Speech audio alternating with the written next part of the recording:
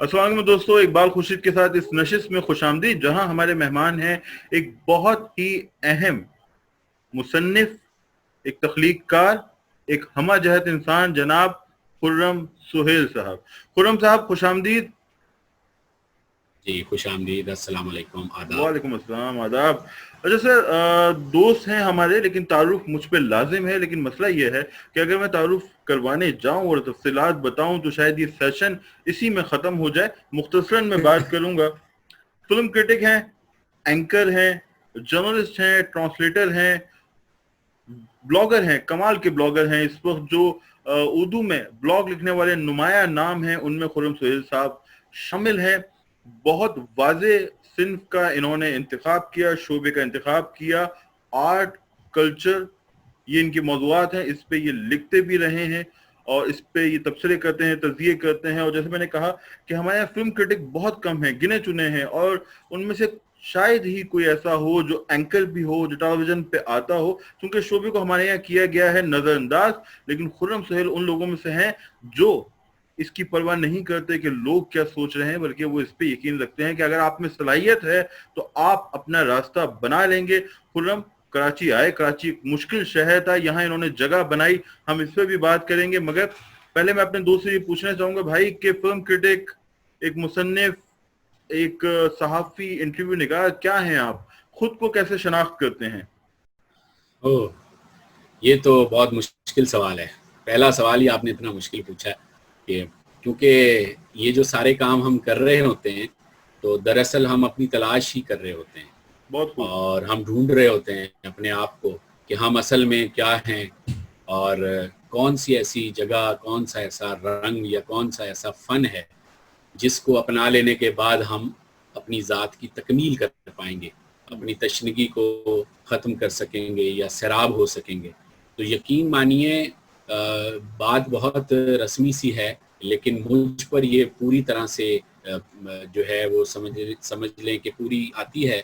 और वो ये कि मैं वाकई एक तालिब इल्म हूँ और बहुत और शद्दोमद से मैं काम कर रहा हूँ, ताकि जितना थोड़ा वक्त और गुजरेगा तो मुझे और अंदाज़ा होगा कि दरअसल मैं हूँ क्या।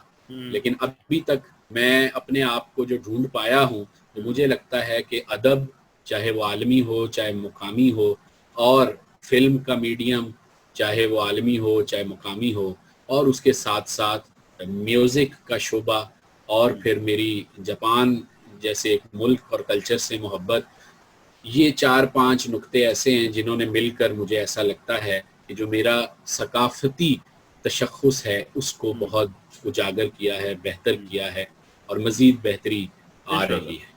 तो जैसे मैंने कहा कि आर्ट और सकाफत का जो शुबा था, खुर्रम ने उसका इंतखाब किया। और असल जो चीज़ है, मैं समझता हूँ, जो तलाश ज़ात की उन्होंने बात की, तो इजहार की काबिलियत नेचर ने इन्हें दी।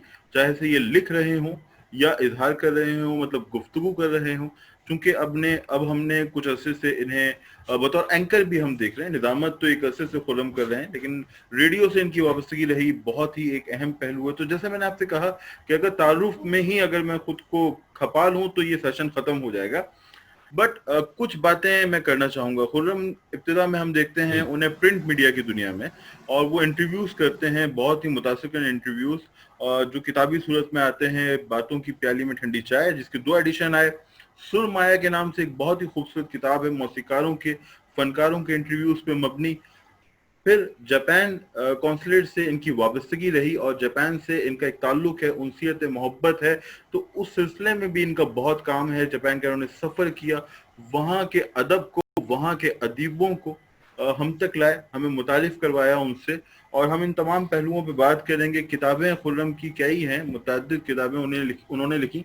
एक इस वक्त हमारे सामने है, किचन है, बनाना योशीमोतो के नॉवल का उन्होंने तर्जुमा किया था किचन के नाम से। हम जानना चाहेंगे, पूछेंगे कि क्या मजीद वो तर्जुमे कर रहे हैं। शख्सियात पे भी उन्होंने काम किया। रज़ा अली आब्दी साहब की शख्सियत पे उन्होंने एक बहुत ही ज़ख़ीम किताब लिखी थी, और जापान से मुतालिक भी उनका काम है, जिस पे हम एक एक करके बात करेंगे। तो सर ये बताइएगा, 2 इंटरव्यूज़ की किताबें आपकी आई, तो मजीद आपके अंदर का इंटरव्यू निगार जो है, किताब की समझ जा रहा है? क्योंकि इंटरव्यूज़ आप रेडियो और टेलीविज़न दोनों के लिए कर रहे हैं। जी जी, 3 साल होने को आ गए तकरीबन। میری کوئی نئی کتاب نہیں آئی، اور 10 سال سے 11 سال سے میں اس شعبے میں ہوں لکھنے پڑھنے کے. تو اور حیرت ہے، میں نے بعد میں غور کیا، مجھے اندازہ نہیں تھا، میں نے جب غور کیا تو مجھے اندازہ ہوا کہ میں ہر سال اوسطاً ایک کتاب مارکیٹ میں لا رہا تھا. 7 سال تک میری 7 کتابیں آئیں. بالکل. تو پھر مجھے اندازہ ہوا کہ یہ میں کیا کر رہا ہوں، کیونکہ میں ہمیشہ اس بات کے خلاف ہوتا ہوں کہ بھائی آپ بہت زیادہ جو ہے وہ زیادتی کا شکار نہ ہوں کسی بھی چیز میں.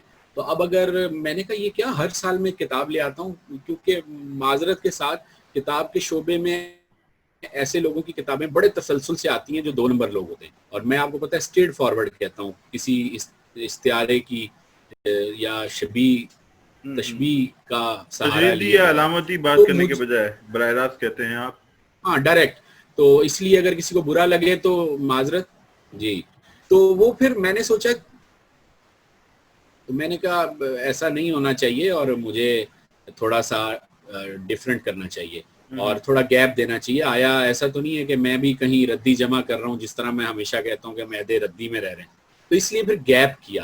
تو اب مجھے لگتا ہے کہ گیپ ہو گیا کافی اور کام جمع ہو رہا ہے، اور انٹرویوز کرنا بھی نہیں چھوڑے، لکھنا بھی نہیں چھوڑا، بلکہ اس میں اضافہ ہی ہوا ہے. تو اب اس سال سے اب میں متحرک ہوا ہوں، اگلے سال سے آپ میری کتابیں انشاءاللہ بالترتیب انشاءاللہ. معیار کے ساتھ پڑھ سکیں گے، دیکھ سکیں گے. اچھا، یہ ایک معاملہ ہے. خرم کی کئی اچیومنٹس ہیں، اور میرے خیال میں اس سیشن میں اگر میں سب کا تذکرہ کروں تو مناسب بھی نہیں ہوگا، چونکہ ہم دونوں نہیں، دوست بھی ہیں، ضرورت بھی ایک نہیں. تعلق ہے. جی لیکن ایک چیز ہے، ادبی پروگرامز جو ہیں انہیں چینل اہمیت نہیں دیتے، چینلز اہمیت نہیں دیتے. جی اس کے جی باوجود خرم ایک عرصے سے گزشتہ 1 برس اگر میں غلط نہیں ہوں تو ایک ٹی وی چینل جی. پہ ایک ایسا پروگرام کر رہے ہیں جس کا بنیادی سروکار ادب ہے. تو 2 باتیں: پہلی اچیومنٹ کے ایک ادبی پروگرام کی میزبانی کرنا، اور دوسری اینکر بننے کا تجربہ کیسا رہا، ان پہ روشنی ڈالیں. ہاں، اینکر بننے کے تجربے میں کوئی نئی بات نہیں تھی، اور کیونکہ میں کبھی بھی نہیں چاہتا تھا کہ میں اینکر بنوں، اور میں ہمیشہ جو مجھے لطافت ملتی ہے، تسکین ملتی ہے، وہ مجھے لکھ کر ملتی ہے. اور بول کر، چاہے وہ ریڈیو ہو یا ٹیلی ویژن ہو، اس پر ایک حد تک کیتھارسس کا عمل ضرور ہوتا ہے، لیکن وہ جو ایک ہمارے ہاں لوگوں میں بہت زیادہ شوق ہے کہ وہ بولیں، ٹی وی پر نظر آئیں، اور اب تو یہ دور بھی بولنے کا ہے، سوشل میڈیا نے اور اضافہ کر دیا، اور یہ اب جو کورونا کی برکتوں سے آن لائن چیزیں شروع ہوئی، تو میں ہمیشہ بھاگتا تھا. میں صرف پرنٹ میڈیا سے جڑا رہنا چاہتا تھا، اور اسی سے جڑے رہنے کے لیے میں نے کافی عرصے تک خود کو بچائے رکھا. تو یوں سمجھیے کہ میرے کچھ دوستوں نے مجھے باقاعدہ اٹھا کر جو ہے وہ اسکرین پر پھینکا ہے کہ تم جا نہیں رہے اور تم اسکرین پہ جانا چاہیے، تم اسکرین کے آدمی ہو. تو ایک دوست تھا میرا، اس نے ایک دن فون کیا کہ جی کل آپ نے جانا ہے اور فلاں چینل پہ آپ نے جا کے ایک فلم ریویو کرنی ہے. اسی طرح ایک دن میں ایک دوست جو جرنلسٹ ہیں اور بہت بڑے جرنلسٹ ہیں، ندیم رضا ان کا نام ہے، بڑا نام ہے جی جی. صحافت کا، تو ان سے ملنے گیا چائے پینے. تو ان کو میرے جذبات اور خیالات پتہ ہیں کہ میں ہمیشہ کہتا تھا کہ یہ چینل والوں کے پاس بہت فالتو وقت ہوتا ہے سیاست پر اور دیگر ایسے موضوعات جن پر اتنی تفصیل کی ضرورت نہیں ہے، اس پر اتنے بڑے بڑے پروگرام کرتے ہیں اور معاشرے کو کند ذہن کر رہے ہیں. تو ان کو لگا کہ انہیں کچھ اس میں اپنا رول پلے کرنا چاہیے. تو انہوں نے مجھے کہا کہ بھائی میں نے ایک پروگرام نکالا ہے آپ کے لیے، اور یہ آپ کریں گے، اور ہماری آپ اپنی ایفرٹ ڈالیں، جو آپ کرنا چاہتے ہیں کریں. تو بس جو خرم سہیل لکھ رہا تھا وہ خرم سہیل وہاں بولنا شروع ہو گیا. میری ہمیشہ یہ بچپن کی ایک عادت تھی جس نے مجھے انٹرویور بھی بنایا اور رائٹر بھی بنایا، کہ میں ہمیشہ یہ چاہتا تھا کہ جو میں نے محسوس کیا ہے وہ دوسروں تک پہنچاؤں. تو چاہے اچھی کتاب ہو، اچھی فلم ہو، اچھی شخصیت ہو، تو یہی کام اب میں سارے میڈیم اظہار کے ذریعے آپ وہ چیزیں پہنچا رہے ہیں. اچھا یہ بتائیے گا کہ ایک عرصے آپ اخبارات کے لیے، پرنٹ کے لیے جی کالم لکھتے رہے، تو لکھ تو آپ ابھی بھی رہے ہیں، مگر اب جی جو آپ کا ایک بہت اہم حوالہ ہے وہ ڈان کے بلاگز ہیں. تو جی. ڈیجیٹل میڈیا کے لیے لکھنا اور پرنٹ میڈیا کے لیے لکھنا، ان دونوں میں فرق آپ کو محسوس ہوا؟ اور کیا فیوچر دیکھ رہے ہیں آگے آنے والے ہفتوں میں ڈیجیٹل میڈیا کے ساتھ آپ کی وابستگی اسی طرح قائم رہے گی؟ جی بالکل، ڈیجیٹل کے ساتھ مجھے لکھتے ہوئے 6-7 سال ہو گئے ہیں. ڈان سے پہلے بھی میں ڈیجیٹل کے لیے لکھ رہا تھا، لیکن وہ گمنام ویب سائٹس تھیں, زیادہ مشہور نہیں تھیں, لیکن مجھے احساس تھا کہ آگے چل کے یہ مین اسٹریم میڈیم بنے گا, تو اس لیے وہ میری پریکٹس بہت زیادہ اچھی تھی. اسی لیے ڈان پہ آتے ہی میں نمایاں ہو گیا, کیونکہ مجھے اپنا جو ریسرچ ورک تھا وہ تو میں ہمیشہ سے کرتا تھا, لیکن مجھے اس میڈیم کی بھی سمجھ تھی. لیکن پھر بھی میں یہاں یہ کریڈٹ دینا چاہوں گا میرے جو اس وقت موجودہ ایڈیٹر ہیں فہیم پٹیل, انہوں نے مجھ سے بہت کام لیا.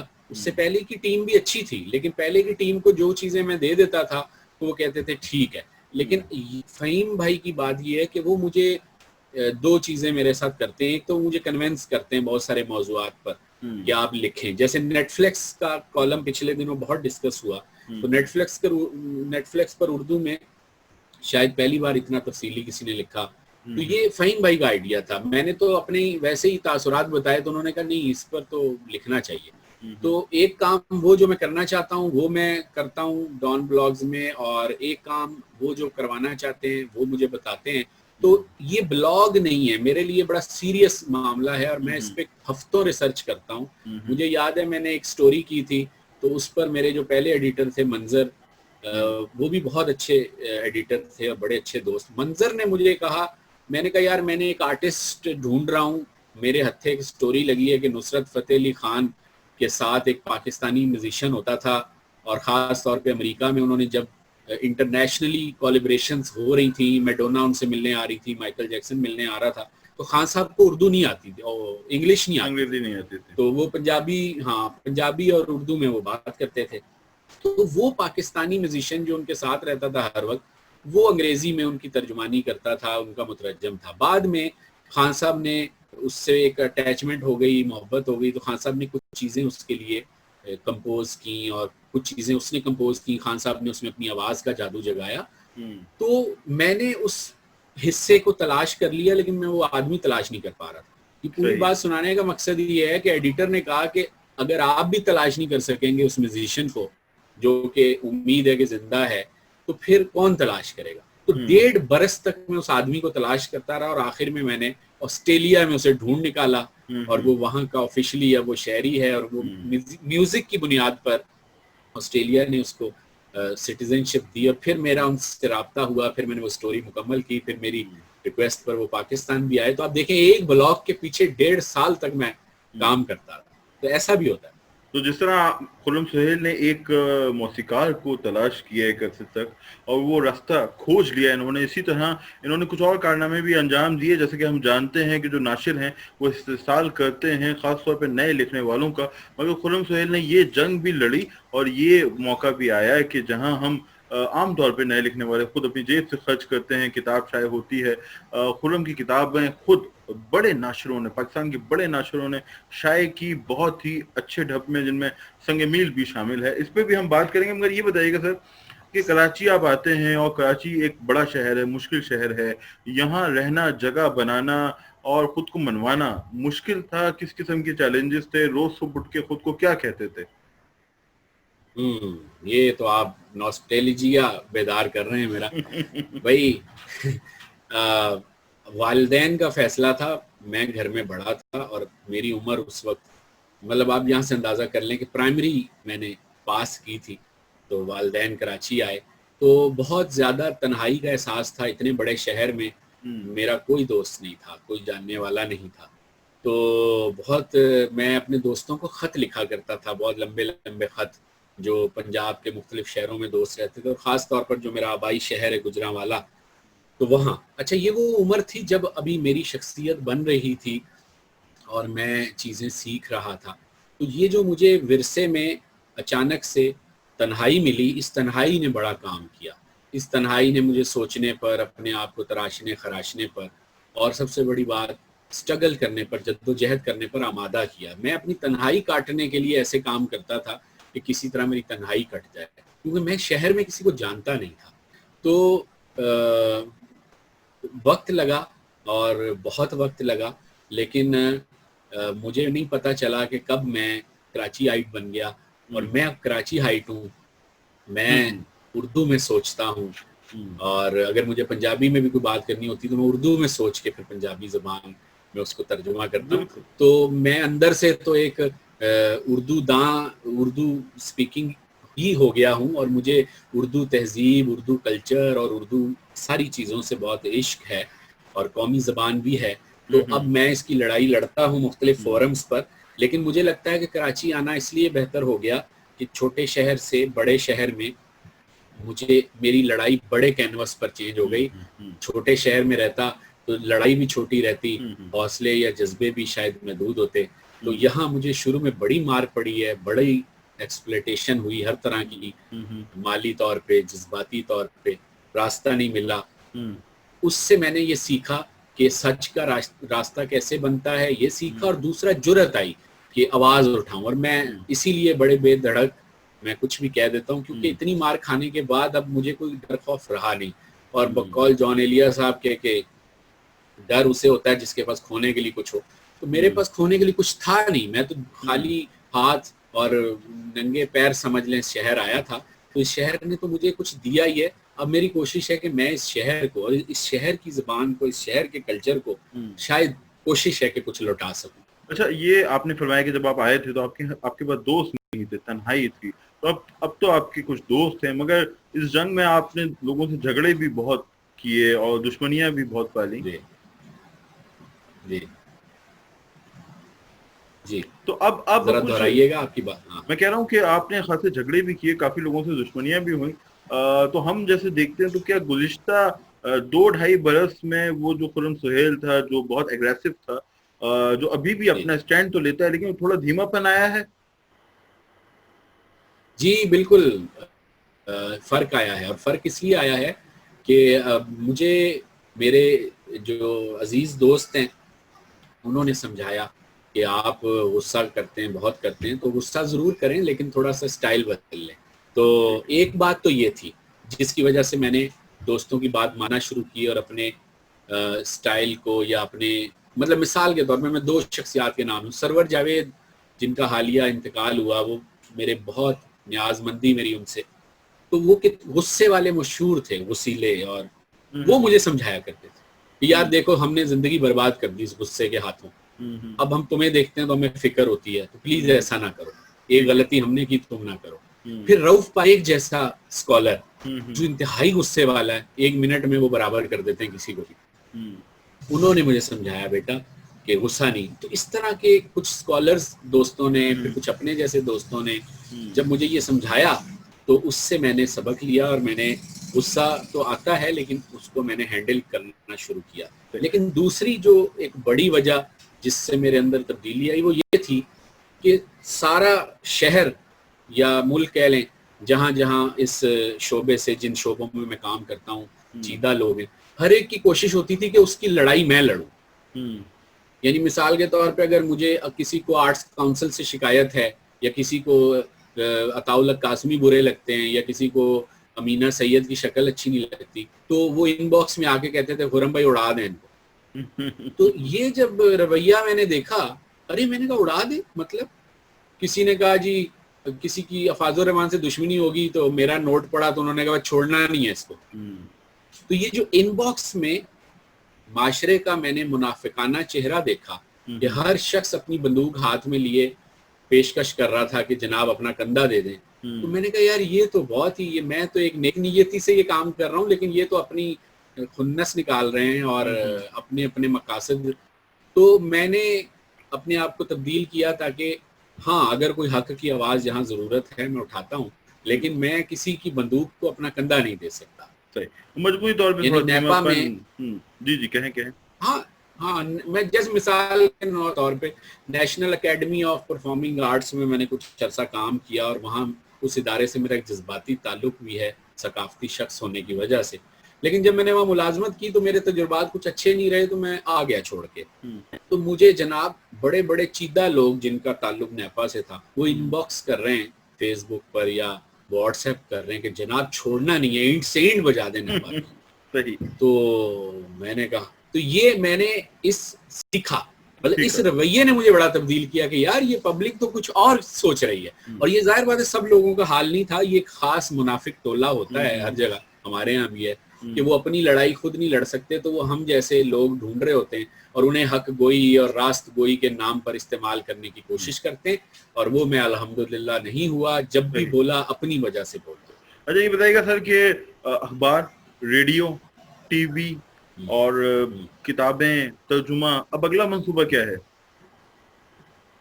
یہی ہے، میں ایک لکھنے والے، ایک سوچنے والے، ایک محسوس کرنے والے انسان کے طور پہ مرنا چاہتا ہوں، اور میں اب اس فیز میں آ گیا ہوں کہ میں کبھی بھی مر جاؤں تو آپ کم از کم دوست یہ ضرور کہیں گے کہ جی رائٹر تھے یا لکھنے والے تھے یا قلم کار تھے یا بولنے والے تھے، دانشور تھے یا جو بھی آپ، لیکن کم از کم میں بڑا ڈرتا تھا کہ میں بغیر رائٹر بنے یا بغیر کلچرل پرسن بنے اگر اس دنیا سے چلا گیا تو شاید مجھے لگتا ہے کہ میری زندگی کا مقصد پورا نہیں ہوگا، تو میں اپنی مقصدیت کے فیز میں داخل ہو گیا ہوں۔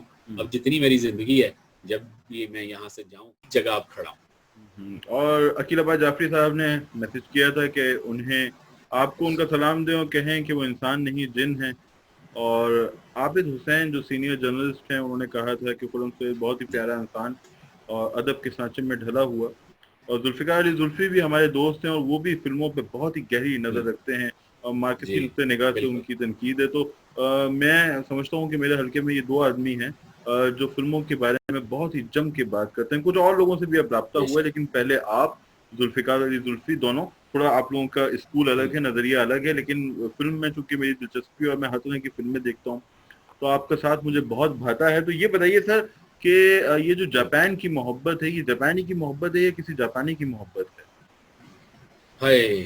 واہ واہ کیا بات ہے۔ اچھا دیکھیں جی، جاپان کے مجھ پہ دو احسانات ہیں۔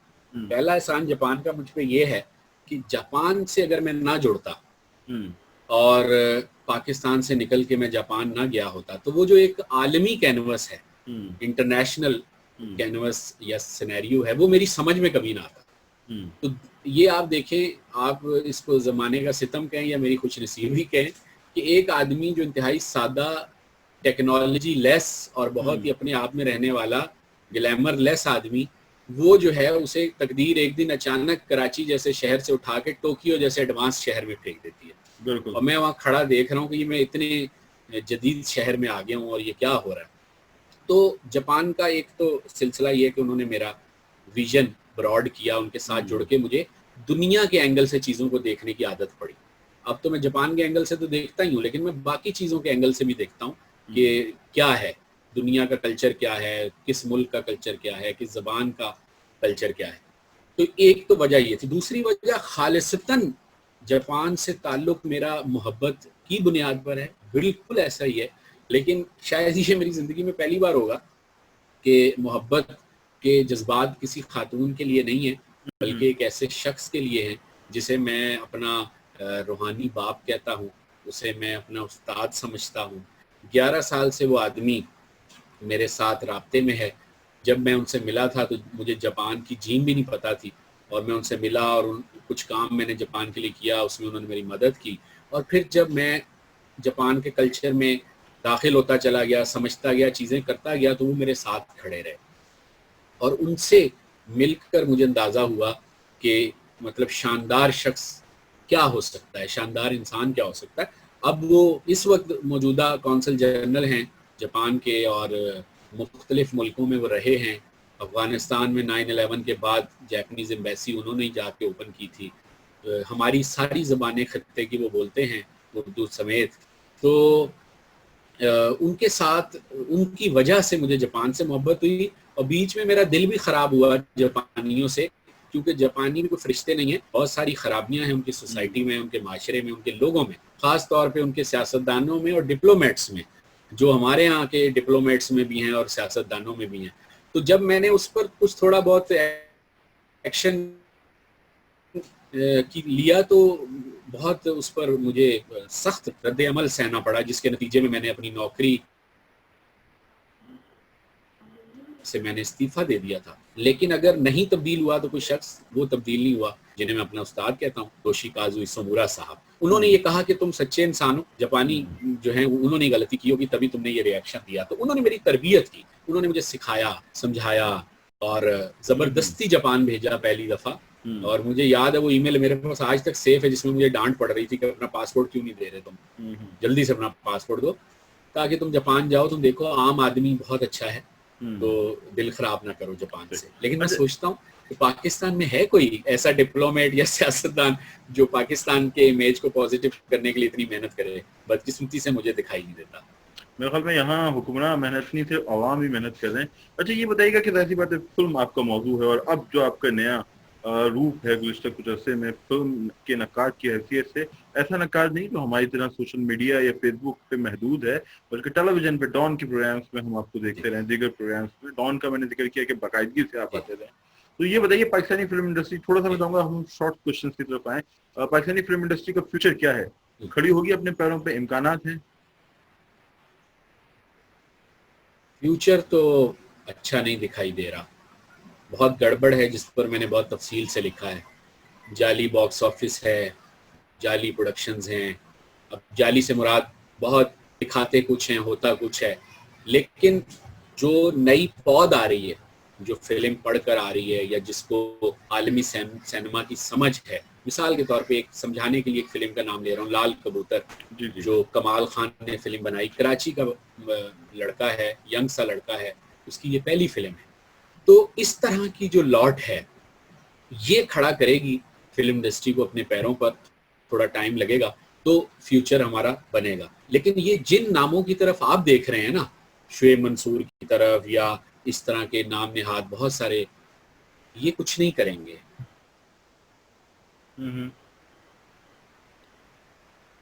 کر دیا میں نے بھی تاکہ آپ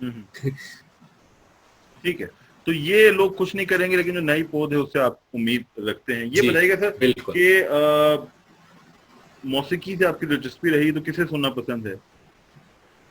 میں بہت حیرت ہوگی آپ کو کہ میں ہر طرح کا میوزک سنتا ہوں. میں عطا اللہ عیسیٰ خیلوی سے لے کے اور میڈونا تک اور یورپین سارے سنگر سے لے کر اپنے لوکل فوک سنگروں تک سب کو سنتا ہوں. ریمکس سنتا ہوں، پاپ سنتا ہوں، جیز سنتا ہوں، ہر طرح کا. بوہمیا میرا بہت فیوریٹ ہے، میں وہ والا میوزک بھی سنتا ہوں، کالوں کا میوزک بھی سنتا ہوں.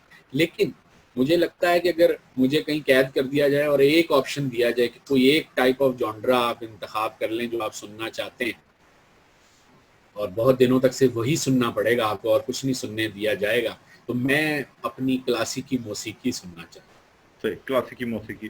کوئی ہدایت کار جس سے آپ پاکستانی ہدایت کار جس سے آپ سمجھتے ہیں کہ امیدیں ہیں آنے والے دنوں میں؟ سرمد کھوسٹ نے جو فلم اب بنائی ہے، جو ابھی تک اس کا مسئلہ الجھا ہوا ہے اور وہ ریلیز نہیں ہوئی، زندگی تماشا، مجھے اس فلم سے اور سرمد سے امیدیں ہیں. وہ کہ مجھے سرمد سے ایک عرصے تک اختلاف بھی رہا، انہوں نے منٹو فلم جو بنائی وہ بالکل اچھی فلم نہیں تھی، لیکن اب جو انہوں نے فلم بنائی ہے اس میں جو کانٹینٹ اور فلمنگ کا اینگل ہے وہ بہت اسٹرانگ ہے، موسیقی بہت اچھی ہے. اور اگر نیٹ فلکس اس ملک میں چل سکتا ہے تو میں ان قوتوں سے پوچھتا ہوں کہ وہ ایک پاکستانی فلم میکر کو کیوں نہیں فلم ریلیز کرنے دے رہے. یا تو پھر آپ نیٹ فلکس بھی بند کرائیں تو پھر میں آپ کے ساتھ ہوں، اور اگر آپ نیٹ فلکس بند نہیں کرا سکتے تو آپ کو کوئی حق نہیں ہے کہ آپ سرمد جیسے فلم سازوں کی فلم کو روکیں. ٹھیک ہے. اچھا یہ بتائیے کہ کبھی ایسا ہوا کہ آپ نے کسی کے خلاف کالم لکھا اور بعد میں اس سے اچانک اگلے ایک ہفتے میں ایک دن بعد ملاقات ہو گئی، کیا ری ایکشن رہا؟ جی بہت ہوتا ہے، یہ تو اکثر ہوتا ہے. خلاف کا لفظ تھوڑا سا غلط ہے. میں کوئی چیز لکھتا ہوں وہ اس کے خلاف چلی جاتی ہے، پیش کرتا ہوں، تو اب اس میں اگر کسی کی فیور میں چلی جاتی ہے تو وہ اس کے حق میں چلی جاتی ہے، وہ بھی خود بخود جاتی ہے. مطلب میں بیٹھ کے کبھی ڈیسائیڈ نہیں کرتا کہ مجھے اس کے خلاف جانا ہے اور مجھے اس کے حق میں جانا ہے. تو اب جس کے خلاف چلی جاتی ہے ظاہر سی بات ہے وہ ناراض ہوتا ہے. اور کئی بار ایسا ہوا بہت بڑے بڑے لوگوں اور بڑے بڑے اداروں کے ساتھ، میرے ساتھ یہ ہوا کہ میں نے لکھا اور پھر وہ ملے، اور میں بالکل نارمل ہوتا ہوں. آپ جانتے ہیں کہ کراچی آرٹس کونسل پر میں 4 سال ان کی عالمی اردو کانفرنس پر لکھتا رہا اور بہت زوردار لکھا، بہت شدید تنقید تھی، لیکن میں آپ کو کانفرنس میں نظر آتا تھا، میں کبھی غائب نہیں ہوا. احمد شاہ صاحب سے سلام دعا بھی ہوتی تھی.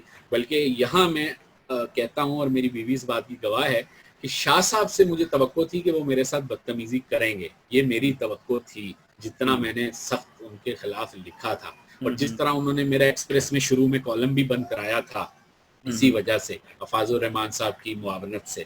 لیکن حیرت انگیز طور پہ وہ کالم بند کرانے کے بعد انہوں نے بھی شاید غور کیا، جب میں مسلسل لکھتا رہا تو انہوں نے غور کیا کہ کچھ ناانصافی انہوں نے میرے ساتھ کی ہے.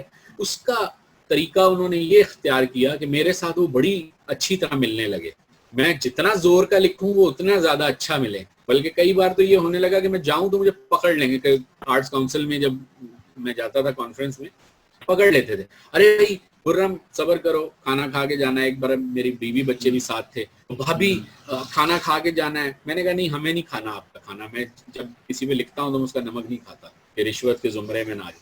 تو ارے بھائی آپ کو نہیں کھلا رہا، میں اپنی بھابھی کو کھلا رہا ہوں، بچوں کو کھلا رہا ہوں. اور وہ بچہ اچھا چائے تو پی لو نا، چائے تو تمہیں پسند ہے. یعنی یہ والا رویہ تو میں سوچتا تھا کہ یہاں تو معذرت کے ساتھ یہ جو میں لفظ بول رہا ہوں، 2-2 ٹکے کے لوگ سوشل میڈیا کے دانشور بنے ہوئے، ذرا سا 2 لائنیں اگر ان کے خلاف چلی جائیں تو وہ طوفان بدتمیزی پہ اتر آتے ہیں. اور میں 4 سال 6 سال اس آدمی کے خلاف لکھتا رہا اور اس کو ڈیمیج بھی کیا، لیکن اس کی خوش اخلاقی یہ تھی.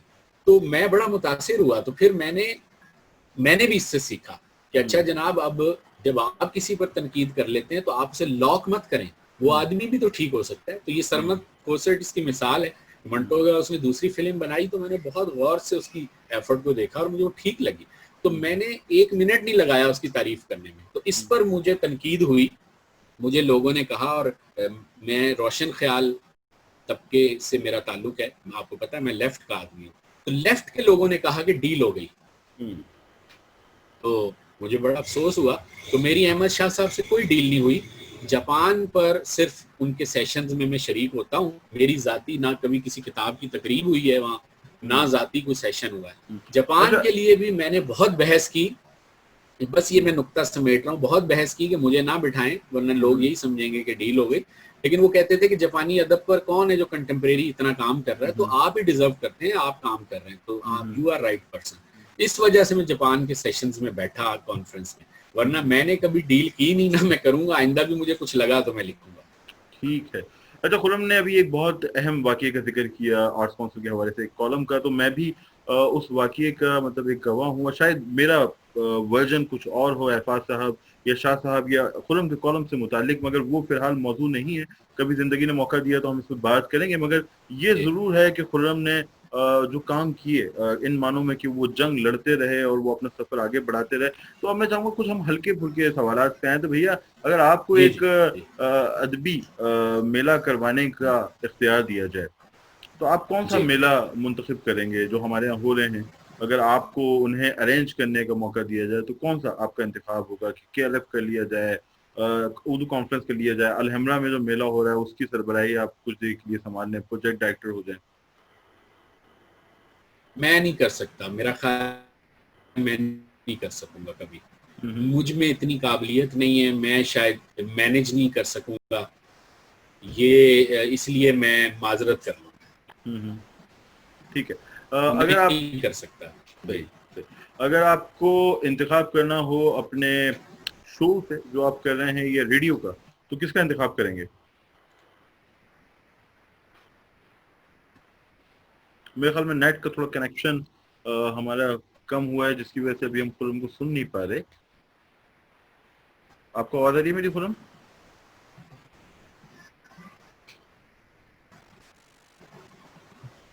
آواز آ رہی ہے؟ جی اب آپ کی آواز آ رہی ہے. جی. تو میں کہہ رہا تھا کہ اگر آپ کو انتخاب کرنا ہو ریڈیو میں اور اپنے ٹیلی ویژن کے شو میں، تو کس کا انتخاب کریں گے؟ انتخاب اگر کرنے کی سچویشن بنے گی تو مجھے ریڈیو میرے لیے پہلا انتخاب ہے. لیکن معذرت کے ساتھ ریڈیو کے حالات بھی بہت برے ہیں، اور یہی وجہ ہے کہ ریڈیو ان دنوں میں نے اب چھوڑ دیا ہے. اور اگر بہتر ماحول اور فضا بنی تو پھر دوبارہ ریڈیو ضرور جوائن کریں گے. ریڈیو ہماری پہلی محبت ہے. کالم یا بلاگ کیا منتخب کریں گے؟ بلاگ. بلاگ. اور کتاب یا ٹیلی ویژن کی اسکرین؟ کتاب. خود بھی کسی ناول پہ کام کر رہے ہیں؟ جی بالکل، میرا پہلا تبازات ناول. कब तक उसकी काम इशाअत हो रहा मुतवक्का है? हाँ, कुछ कह नहीं सकता, शायद अगला साल। तर्जुमे का तजुर्बा कैसा रहा, दोबारा करना चाहेंगे फिक्शन के तर्जुमे बहुत का? शानदार, बहुत शानदार। 2 किताबें मैंने और हम्म, तर्जुमा कर ली हैं ऑलमोस्ट, आप पढ़ सकेंगे जल्द। हम्म। तो दोबारा जिंदगी मिली तो इसी सफर के अंदर वो कौन सी चीजें जो आप नहीं करना चाहेंगे कि कॉलम ना लिखे जाएं या फला किताब ना लिखी जाए? मेरा ख्याल है मैं मोहब्बत का जज्बा निकाल दूंगा जिंदगी में से। ये मोहब्बत बड़ा वक्त बर्बाद करती है हम जैसे लोगों का, सही। और शुरू का बहुत अरसा ज़ाया हो जाता है अपने आप को ठीक करने में। रैशनल रहें, फोकस्ड रहें, इंसान दोस्त रहें, जेंडरलेस हो जाएं, जेंडर बाइस से निकल जाएं और नॉर्मल रहें। किसी ने कहा था कि हसीन तरीन धोखा है सिनेमा। इस तरह के धोखों में शुरू में हम भी सोचते थे कि शायद दुनिया ऐसी हो सकती है। दुनिया तो वैसी नहीं हो सकती जैसी सिनेमा में दिखाई देती है। तो हम तो फिक्शन के लोग हैं, तो हम अपनी दुनिया बनाने की कोशिश करते हैं, लेकिन दुनिया यही है, इसी में हमें कुछ एडजस्टमेंट करके अपने लिए रहना होता है। तो अगर दोबारा कभी आया तो रैशनल थॉट्स के साथ जिंदगी का सफर शुरू करो। अच्छा दोस्तों, हम चूंकि रिलाई करते हैं इंटरनेट पे, इलेक्ट्रिसिटी पे, तो मुमकिन है, इसका इम्कान होता है कि थोड़ा बहुत जर्क इंटरनेट की जो फैसिलिटी है उसकी वजह से आपको महसूस हो, मगर हमारी कोशिश है कि जो 99% मौजू है, सवालात हैं, उनके जवाब आप तक पहुंचे। हमारे साथ थे आज खुर्रम सुहेल, फिल्मी नक्काद हैं, गिना चुना, ये मतलब एक कामयाब नस्ल है, और कलमकार हैं, मुसन्निफ हैं, साहिब किताब हैं, 7 किताबें आ चुकी हैं, एंकर हैं। मैं बहुत शुक्रगुजार हूँ खुर्रम, आपने वक्त हमें दिया इन मुश्किल हालात में, इलेक्ट्रिसिटी का भी मसला है। बहुत अच्छा लगा आपसे गुफ्तगू करके, और जिंदगी रही तो फिर बहुत मुलाकात होगी। शुक्रिया। बल्कि मुझे लग रहा है कि पता नहीं मैं आपके सवालों के जवाब ठीक से दे पाया कि नहीं, क्योंकि बहुत दोस्ताना हमने बात की है। कोई बहुत सोच समझ के तो मैं जवाब वैसे भी नहीं देता, कोई मुझसे पूछे। नहीं, मेरे ख्याल में पता वो नहीं आप। आसान रहा ना कि आप और हम थोड़ा बहुत एक दूसरे से वाकिफ हैं, तो बहुत सारी बातों को दोहराने की जरूरत नहीं पड़ी। तो दोस्तों, ये तो खुर्रम सुहेल, और उम्मीद रखता हूँ कि गुफ्तगू आपको पसंद आएगी। अगर आप यहाँ तक आए हैं तो चैनल जरूर सब्सक्राइब करें और हमारे साथ रहें, ताकि फिर हम किसी ऐसी शख्सियत को तलाश करके आपकी खिदमत में हाजिर हों। बहुत शुक्रिया खुर्रम भाई। जी बहुत शुक्रिया।